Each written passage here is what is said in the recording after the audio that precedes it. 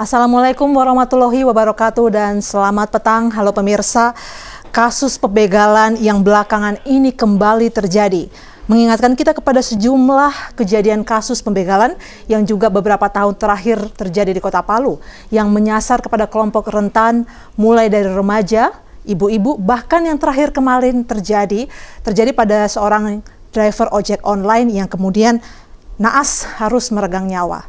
Sampai muncul keresahan di masyarakat pemirsa yang bahkan memberikan sebutan kepada Kota Palu sebagai kota begal. Namun sebelumnya mari kita saksikan bersama video yang satu ini. Ya pemirsa, video yang saat ini Anda saksikan merupakan tangkapan dokumentasi dari warga yang menyaksikan kondisi pasca kejadian pembegalan seorang driver ojek online di sekitar Gunung Jalan Gunung Nokilalake maksud kami, di tanggal 29 November 2022, pukul 1 dini hari. Korban mendapat luka tusuk dan sempat dilarikan ke rumah sakit, namun naas korban harus meninggal dunia dan korban berinisial KIM berusia 24 tahun harus meregang nyawa.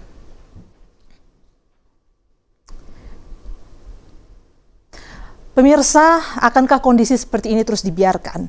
Lalu apa yang harus dibenahi dan patut menjadi perhatian baik oleh pemerintah, instansi terkait seperti kepolisian, dan juga oleh masyarakat untuk bekerja sama mewujudkan lingkungan jalanan yang aman?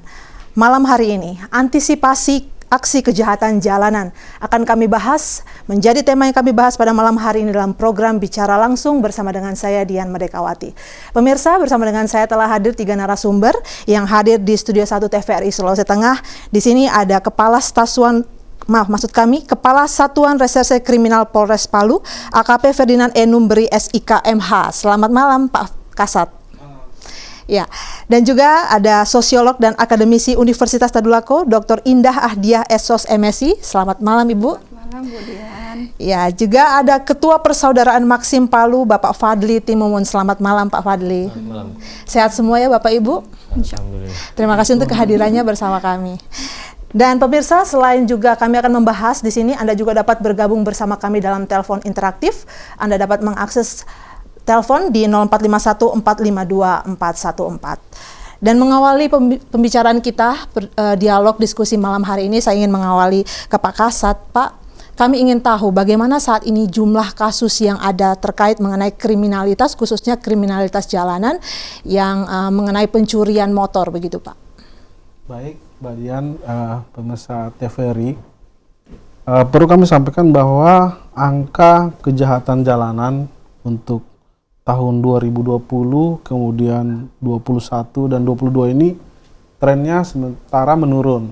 Namun memang masih di angka yang cukup tinggi Mbak Dian. Khusus untuk Curanmor saja untuk tahun 2021 ini itu ada 2022 ini itu ada 334 laporan kasus curanmor. Kemudian untuk kasus curat ini yang menggunakan kekerasan, pencurian. Nah, ini sekitar ada 40 laporan di kepolisian. Kemudian untuk pencurian dengan kekerasan sendiri ada 43 laporan. Nah, untuk penyelesaiannya memang untuk tahun 2022 ini kami Polresta Palu telah melakukan pengungkapan terhadap atau penyelesaian perkara terhadap 90 laporan polisi kasus curanmor. Memang untuk pengungkapan kami lakukan, kami fokus untuk curanmor karena memang sebenarnya untuk Kota Palu sendiri angka curanmor cukup tinggi. Ya. Nanti akan kami juga memberikan tip-tip di mana kemudian kapan kejadian perkara pelaku curanmor sehingga mungkin pemirsa TVRI Palu dapat melakukan antisipasi. Ya, Pak Kasat, kalau Pak Kasat melihat latar belakang dari para pelaku ini, apakah umumnya mereka seperti apa? Adakah rentang usia khusus yang memang Bapak lihat dari pelaku-pelaku ini dan juga rentang latar belakang sosial mereka yang misalkan mereka tidak bekerja atau seperti apa, Pak? Ya, dari yang hasil pengungkapan kami, memang untuk rentan usia dia di antara 15 sampai 20 tahun. Artinya ini masih anak-anak muda yang sering, ya mungkin bisa dibilang kenakalan remaja atau sebagainya, tapi bahwa kejadian curanmor ini cukup tinggi dilakukan oleh anak-anak muda untuk data kami. Kemudian yang kedua terhadap residivis yang beberapa waktu lalu juga banyak juga yang mendapat remisi. Nah, kami melakukan kerjasama dengan pihak terkait untuk data-data residivis khususnya curanmor yang diberikan kebebasan bersyarat. Dari hasil pengungkapan kami ternyata memang ada juga beberapa yang terlibat atau melakukan perbuatannya kembali. Residivis Pak ya, justru sebenarnya orang-orang yang sudah pernah melakukan kemudian dibebaskan tapi melakukan hal itu lagi gitu Pak. Kami ingin tahu apakah kalau sebelumnya ketika mereka sudah ditangkap begitu, mereka adakah penyuluhan atau pemberdayaan agar bisa keluar dari situasi ini Pak? Kenapa mereka ketika sudah keluar dari tahanan begitu tapi justru kembali mengulangi? Nah ini yang mungkin dari nanti akan saya konfirmasi ke Ibu Indah juga. Tapi memang ada pemberdayaan yang dilakukan tentunya ya. Ya saya pikir kan dari pemerintah sebenarnya sudah ada yang kayak pembinaan bina loka dan sebagainya, mungkin itu bisa diberdayakan untuk para pelaku residivis dan anak-anak remaja, karena memang dari pekerjaan yang kita ini memang mereka pada dasarnya tidak punya pekerjaan dan perbuatan curanmor ini dilakukan ya tadi hanya untuk memenuhi kebutuhan satu, yang kedua kemudian untuk menggunakan narkoba. Ada latar belakang dari situ Pak ya. Baik, kenakalan remaja. Ibu Indah, tadi sudah dijelaskan oleh Pak Kasat bahwa ini justru mencengangkan ya karena usia remaja 15 sampai 20 tahun. Mungkin berangkat dari kenakalan remaja, tapi sebenarnya apa pemicunya Bu? Kemudian terbentuklah yang kita juga kenal dengan begal ini. Ya, kalau dalam kajian sosiologi itu ada istilah itu imitasi, meniru, dan biasanya yang paling banyak melakukan peniruan ini adalah usia-usia remaja yang memang lagi mencari jati diri. Kemudian mereka juga itu ada dalam konteks sosiologi itu disebut dengan sugesti. Jadi mereka itu kalau dibilang tadi itu karena kebutuhan karena narkoba, bisa jadi karena disugesti seperti itu bahwa dalam lingkungan yang dia kenal itu mereka dianggap jago. Karena kalau dari hasil penelitian yang saya dapati, biasanya yang melakukan remaja yang melakukan kegiatan kenakalan ini disebut dengan penyakit masyarakat, dan itu yang penyebabnya itu adalah broken home paling banyak. Jadi hasil penelitian itu memang mengatakan seperti itu. Mereka tidak punya tempat untuk pulang, mereka tidak punya tempat untuk mendapatkan kasih sayang, dan juga mereka ketika mereka itu sudah misalkan biasanya itu juga dari hasil penelitian itu karena mereka itu tidak masuk dalam lingkungan pendidikan. Kalau istilahnya orang Pali itu biasanya kalau orang tidak sekolah itu kan patah pensil. Nah itu mereka sudah mendapatkan stigma yang stigma yang negatif, dan itu yang melekat ke dia, itu tersugesti, dan itu yang biasanya mereka itu yang mengulang, dan saya pikir residivis itu karena itu, stigma itu. Tersugesti bahwa kita ini orang-orang yang broken, jadi kita sudah rusak, lakukan saja hal-hal yang merusak. Karena mereka itu kalau remaja, karena mereka tidak punya tempat untuk pulang, tidak ada tempat mereka itu mau minta perlindungan dari rasa takutnya, misalnya kan, karena kan tadi dikatakan itu kebutuhan dasar ya, makan itu. Sementara mereka mungkin di rumah itu tidak dapati itu kebutuhan dasar makan yang layak. Akhirnya itu pelariannya itu mencari teman. Kemudian dan memang rata-rata kalau dari hasil penelitian itu yang melakukan itu pasti berkelompok. Pasti berkelompok Bu ya. Pasti berkelompok. Pasti dia punya teman. Tidak pernah itu mereka itu melakukan kegiatan kejahatan itu sendiri. Nanti saya akan mau tanya lagi lebih dalam, mereka mencari sesama yang sama-sama suka seperti mereka, atau ada satu orang yang menularkan ke yang lain. Tapi tahan dulu nanti sebentar Bu ya. Lalu imitasi, Ibu Indah tadi juga mengatakan imitasi. Siapa yang mereka tiru Ibu Indah? Apakah memang sosial kita ini sudah rusak begitu? Imitasi itu adalah lingkungan yang menciptakan perilaku itu. Jadi misalkan karena dia tidak punya tempat untuk pulang, itu kan datanya kan yang broken home. Nah jadi ketika dia tidak punya contoh yang baik misalnya di rumah, maka dia akan keluar. Ketika dia keluar, yang diimitasi adalah lingkungannya itu. Oke, lingkungan pergaulannya. Biasanya itu kalau polanya yang saya baca dalam beberapa literatur, polanya itu adalah yang muda itu akan mencari senior. Tidak jarang sekali itu mereka sebaya, misalnya anak-anak yang usia 14 kemudian sama-sama dengan usia 14 tahun jalan. Biasanya dia akan mencari yang di atasnya, usia 17. Nah, usia 17 itu karena dia sudah pernah punya pengalaman, dia merasa sudah jago, nah itu yang mengimitasi dan mensugesti yang di usia 14. Dan itu yang berpola-berpola. Jadi makanya kalau umpamanya residivis itu mengulang, karena di penjara itu dia ketemu dengan yang lebih berpengalaman. Sering pengalaman. Jadi makanya ada satu ungkapan itu kalau dalam kajian sosiologi hukum, justru kalau di penjara mereka pulang lebih ahli. Ya. Ada istilahnya sekolah, Bu. Sekolah. Kalau orang agama biasanya pesantren, masuk pesantren, jadi itu. Justru mengimitasi dari orang yang lebih senior yang ada di dalam tahanan begitu justru, Bu Indah ya. Maksudnya bukan juga di tahanan kalau residivis. Maksudnya itu yang di lingkungan, anak-anak yang tidak dirangkul oleh orang tuanya, kemudian dia tinggal di luar, tinggal dengan teman-temannya. Nah, itulah yang mengimitasinya. Baik, Bu Indah, menarik sekali. Saya sebelumnya akan ke Pak Fadli dulu ya. Pak Fadli, sebelumnya kami turut berduka cita untuk meninggalnya rekan dari Pak Fadli, sesama driver ojek online begitu.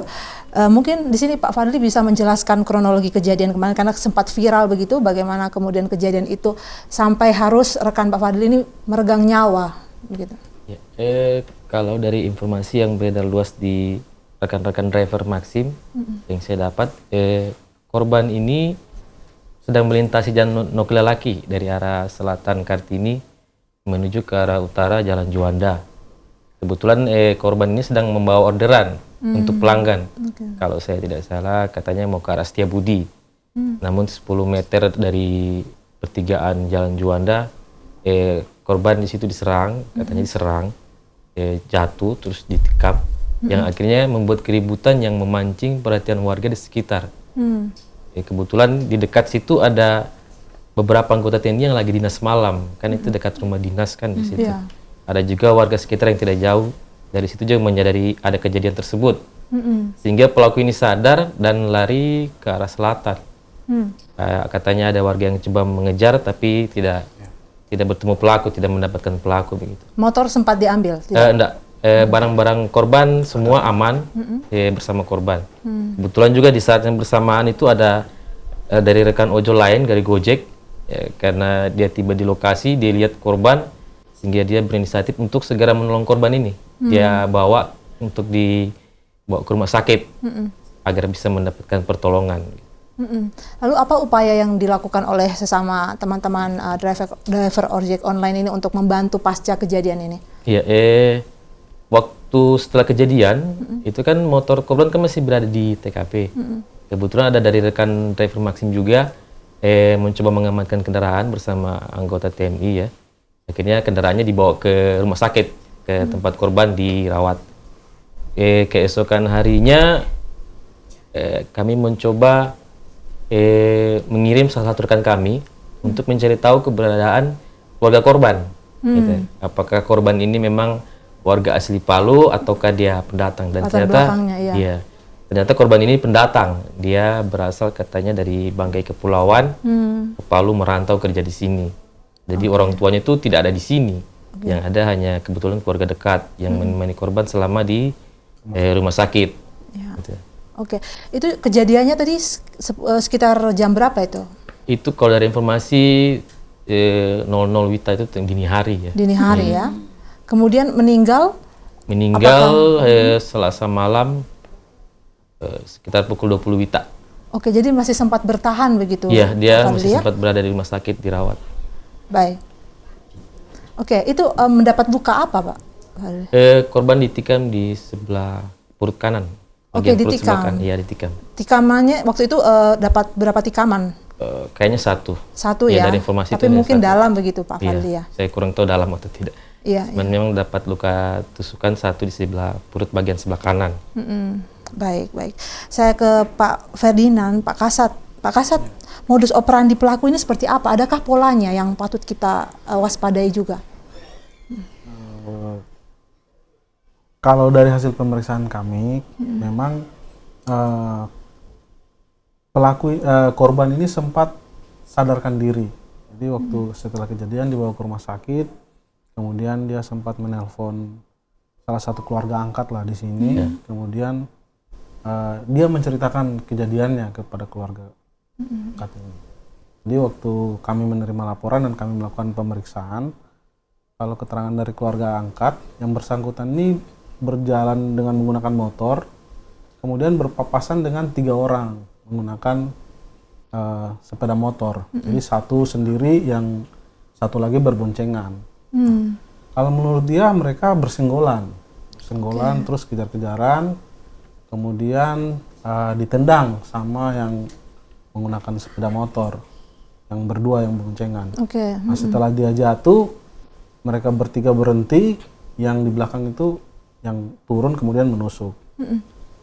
Saat ini pemeriksaan sudah berjalan, proses sudah berjalan. Perkembangannya nanti ya semoga ini bisa kita ungkap ya, karena memang dari sisi lokasi CCTV sangat minim posisinya di lokasi kejadian. Kemudian saksi juga yang melihat itu hanya datang seketika setelah yang bersangkutan ditusuk. Jadi setelah ditusuk dan jatuh, kemudian beberapa saat baru datang tukang ojek yang pertama yang melihat dan mengejar pelaku. Kemudian ditambah dengan ada yang piket, anggota yang piket. Kalau setahu Pak Kasat, ini kasus pembegalan yang sampai kemudian akhirnya merenggut nyawa ini pernah juga sebelumnya terjadi atau bagaimana, Pak? Untuk di Kota Palu sendiri memang untuk kasus pembegalan ini cukup tinggi. Ada sekitar untuk tahun 2022 ini ada sekitar 48 laporan untuk pembegalan. Itu yang terlapor. Ya, kemudian untuk jamnya, sebenarnya untuk jam terjadinya pembegalan ini berdasarkan laporan kami melakukan klasifikasi. Untuk pembegalan ini memang antara jam 9 sampai jam 12 malam. Kemudian titik-titik juga ada di beberapa titik-titik jalan yang memang menurut kami saat ini kurang penerangan dan sebagainya. Ya, kita tahan dulu di titik-titik itu, nanti saya akan tanyakan kembali ke Pak Kasat, namun kita harus jeda dulu pemirsa, program Bicara Langsung masih akan segera kembali.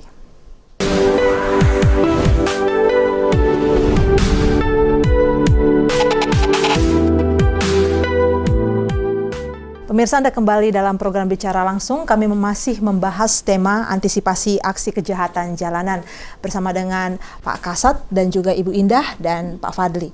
Ya, saya kembali ke Pak Kasat. Pak Ferdinand, tadi kita sudah sedikit membahas, Pak Ferdinand juga sudah bahas mengenai titik-titik rawan nih yang patut diwaspadai. Ada ciri-cirinya kah, Pak? Supaya masyarakat bisa lebih aware, waspada. Kalau dari angka kejadian ya, kita bicara angka kejadian laporan di Polres Tapalu, untuk jam rate sendiri memang dia terjadi lebih sering pada jam 9 sampai jam 20.00 dini hari. Ya. Kemudian kalau untuk curanmornya sendiri malah dia di jam 03.00 sampai 06.00.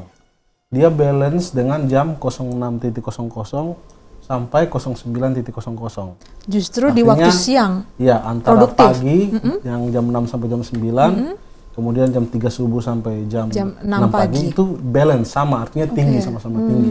Untuk curanmor. Untuk curanmor. Ya. Jadi antara orang istirahat dengan orang pergi kantor, pergi kerja.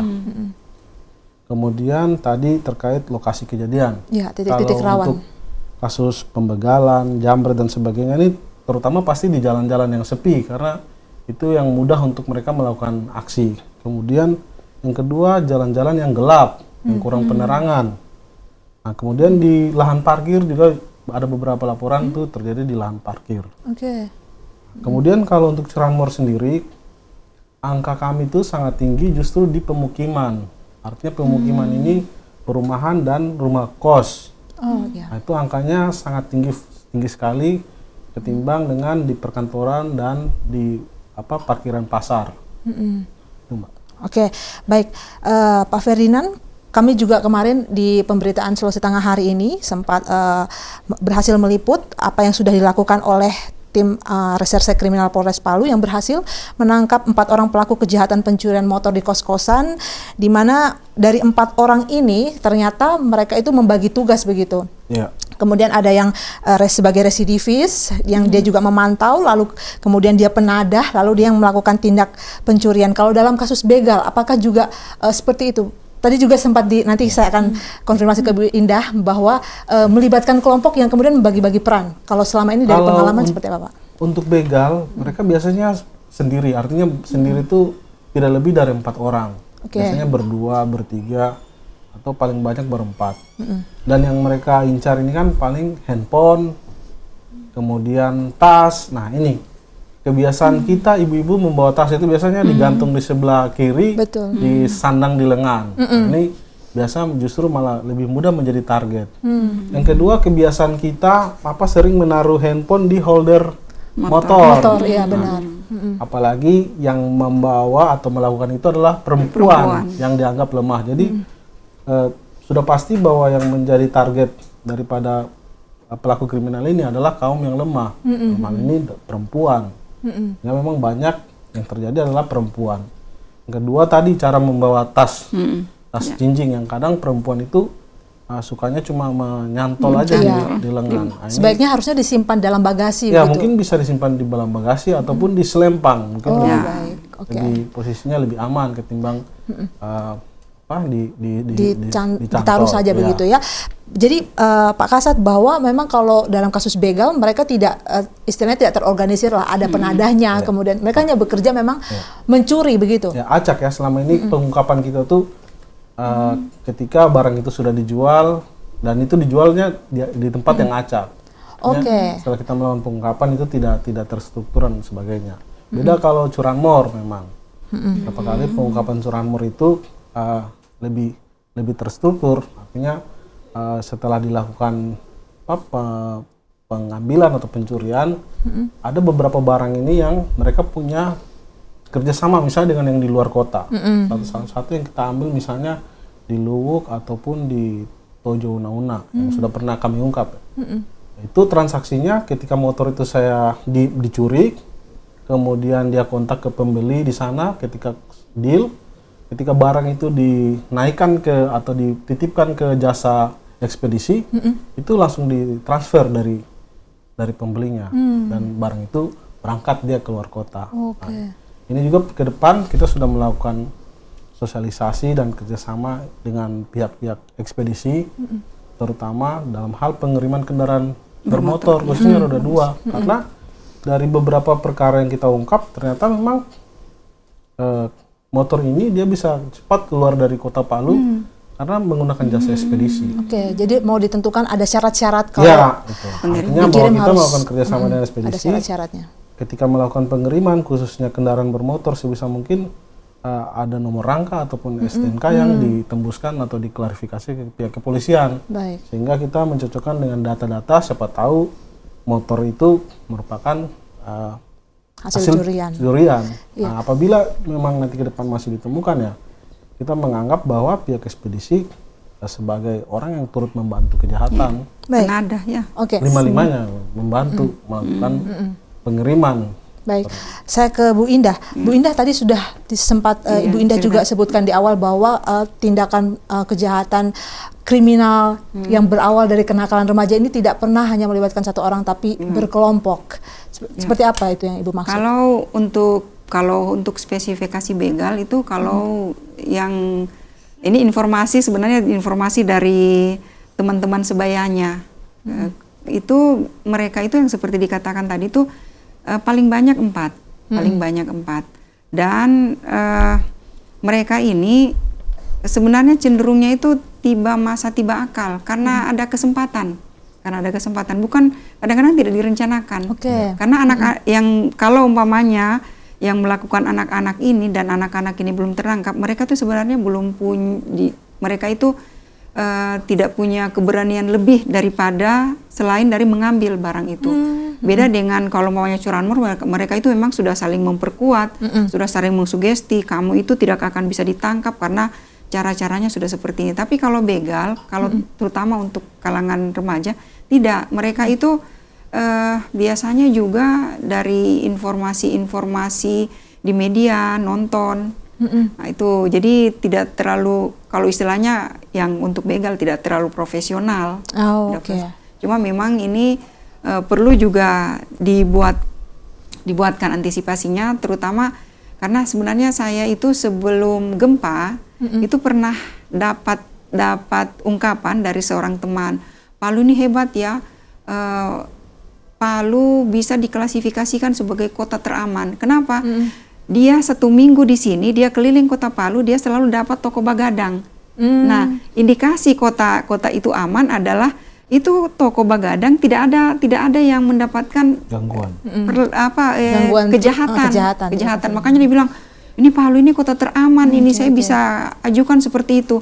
Nah itu kan ungkapan itu ada, lalu kemudian terjadi bencana. Jadi ungkapan itu saya belum dengar lagi. Apakah setelah bencana itu apakah masih seperti itulah kota Palu? Ya ini sesuatu itu yang nanti kita menarik juga akan lagi bahas, untuk Bu, ya. diteliti, ya. Namun sebelumnya saya ingin juga tanya Ibu Indah, apa yang dilakukan oleh anak-anak remaja tadi ini, yang umumnya remaja begitu ya, dalam kasus begal itu, apakah motif mereka itu berangkat dari ingin mengaktualisasi diri, ingin membuktikan diri bahwa saya ingin diterima, ataukah memang murni ada motif lain, misalkan mereka mempunyai kebutuhan dan itu tidak bisa dipenuhi lalu mereka melakukan aksi begal ini? Ya. Dari beberapa penelitian memang kalau anak itu butuh perhatian, dia akan mencari cara.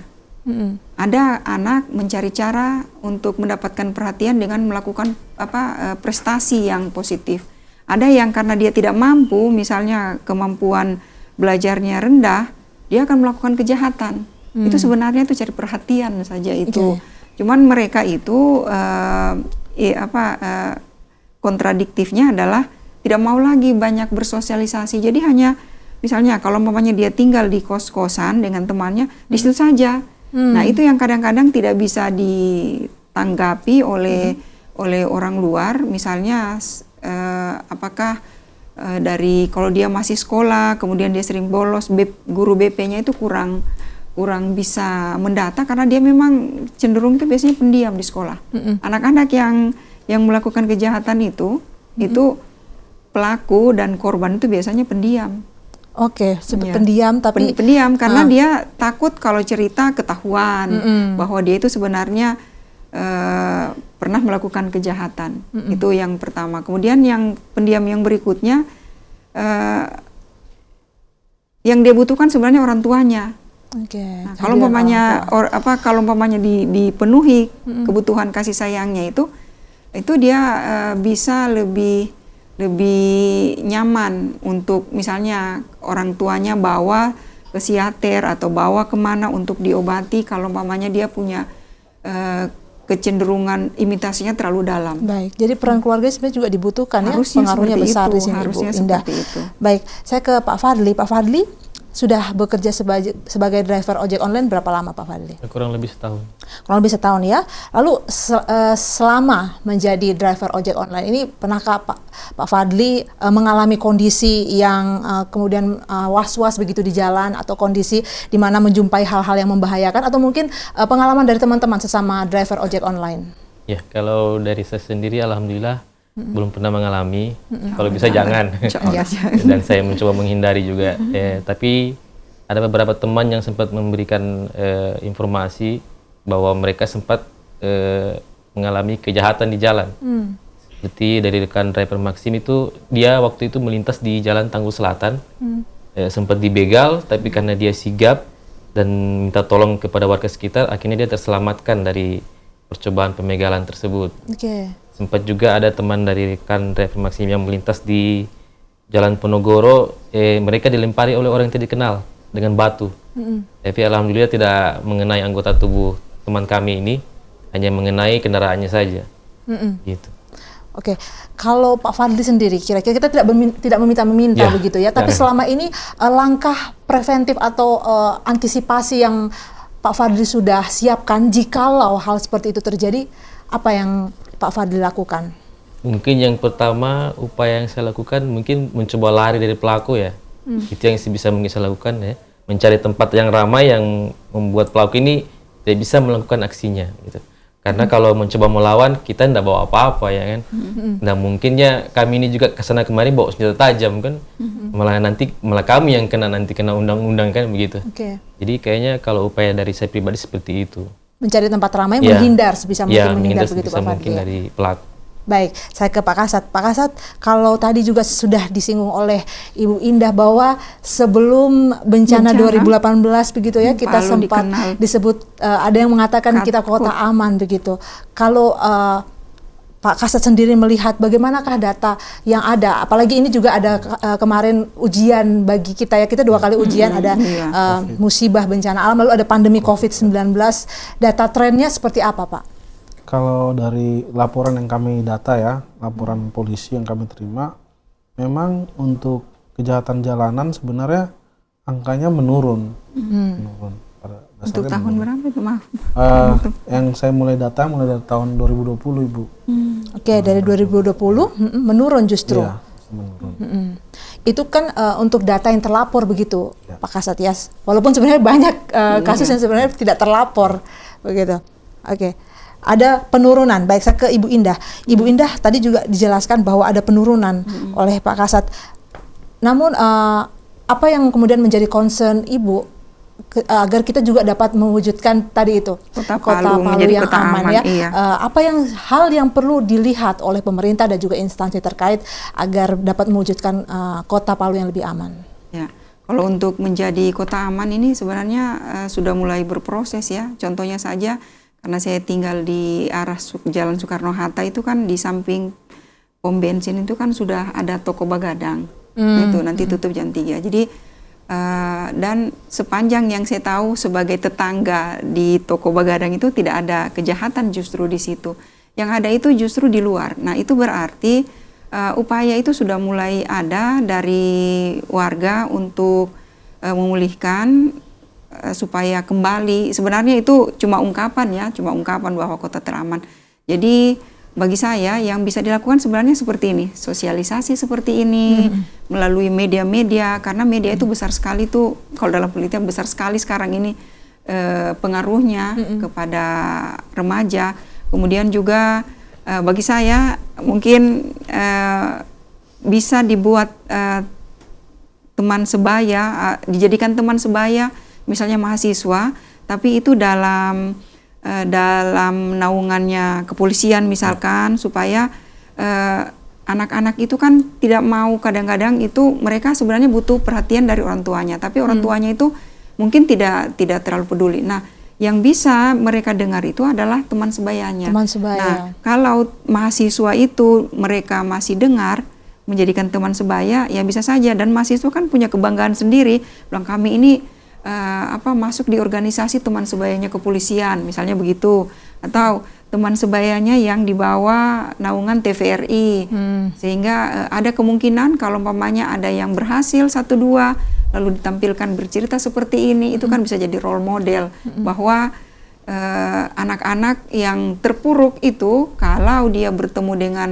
kelompok teman sebayanya yang baik, itu sebenarnya bisa merubah dia menjadi lebih baik. Jadi TVRI bisa memunculkan orang-orang, anak-anak muda yang mampu merubah diri, kemudian juga rasa apresiasinya itu ada, dia dapatkan karena dari organisasi-organisasi yang selama ini disegani, misalnya dari kepolisian, tetap itu dianggap disegani, memberikan peluang buat mereka. Oke, jadi ada optimisme Ibu Indah bahwa bagi saya iya, penyakit masyarakat ini bisa disembuhkan?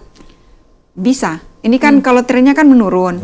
Saya pikir itu kenapa dulu sempat naik, ya bisa jadi karena setelah gempa itu kan kurang terdata sebenarnya seberapa banyak yang warga datang itu, kemudian juga tidak mendapatkan pekerjaan di sini. Nah sekarang ini kan kalau saya baca di beberapa informasi, pemerintah itu kan sudah membuka banyak pekerjaan yang dalam aspek informal.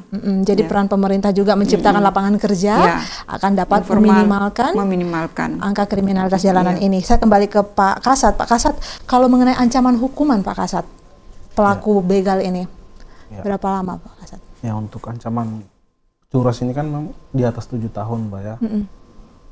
Putusannya kan biasanya di bawah dari itu.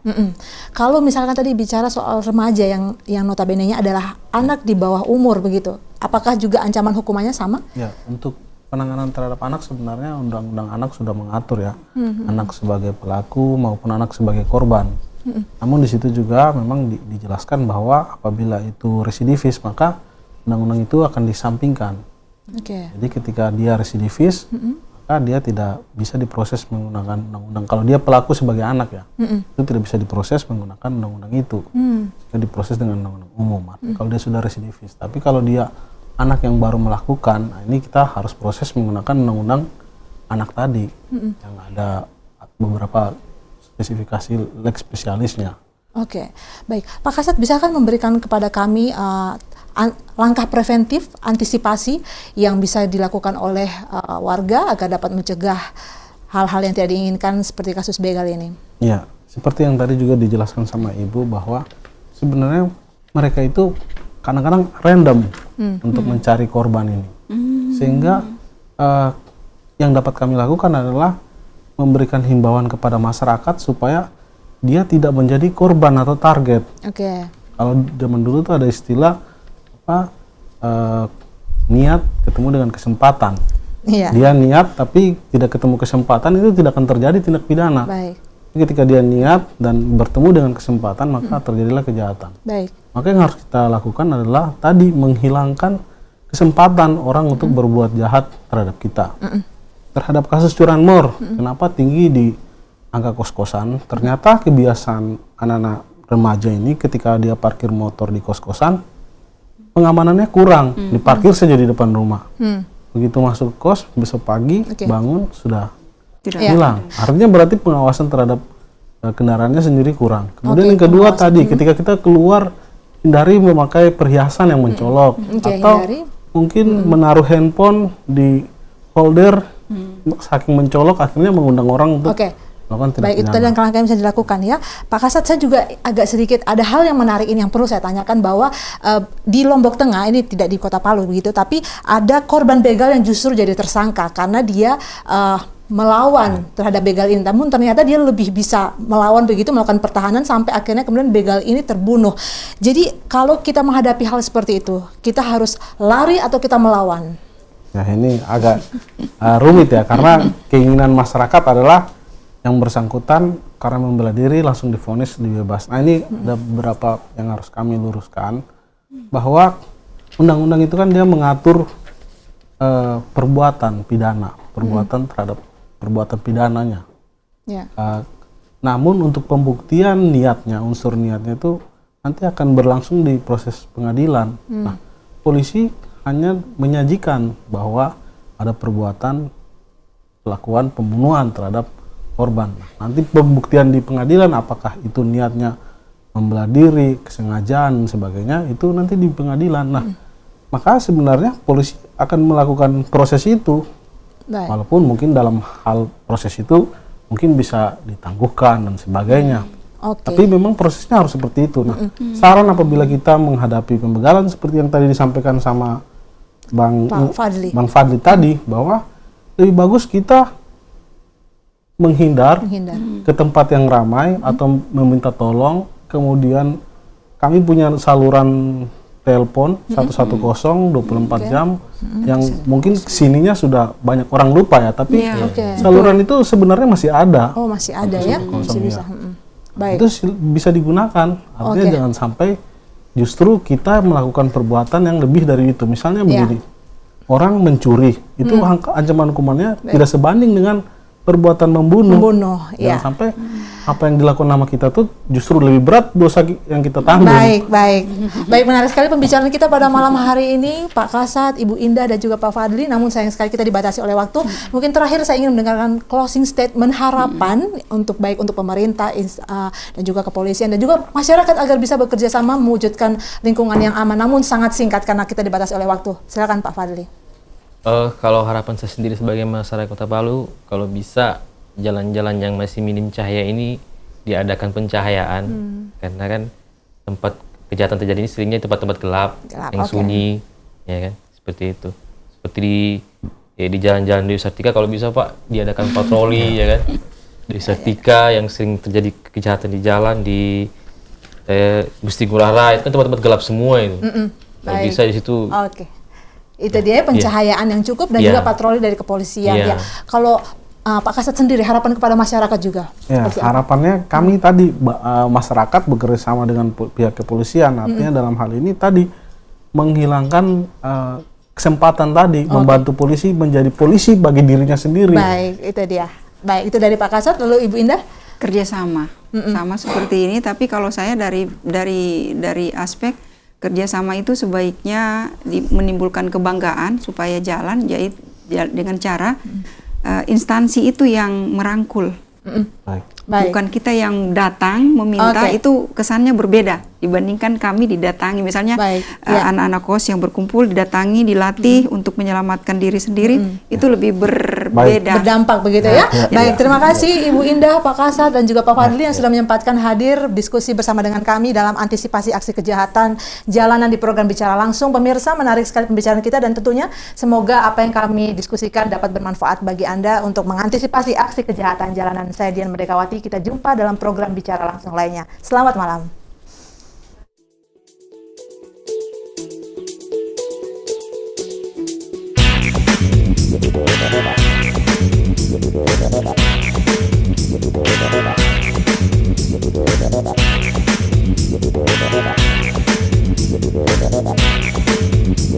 Thank you.